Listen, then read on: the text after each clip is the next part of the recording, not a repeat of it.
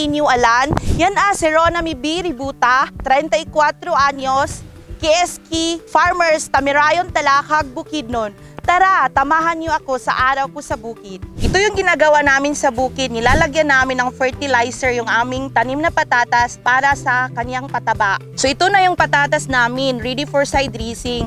Dapat na siyang malagyan ng pataba kasi payat yung mga steam at saka yung mga dahon. So dapat na natin siyang lagyan ng mga fertilizer na 1440 na abono yung tawag namin dito. Dapat side by side mong lagyan ng fertilizer yung tanim para makakuha lahat yung mga roots niya para agad siyang tataba. So pagkatapos mong lagyan ng fertilizer, tatabunan mo siya ng lupa para hindi nawawash up yung fertilizer, para agad nakukuha yung taba ng tanim. Dahil patatas yung tanim namin, hindi siya masyadong stressful.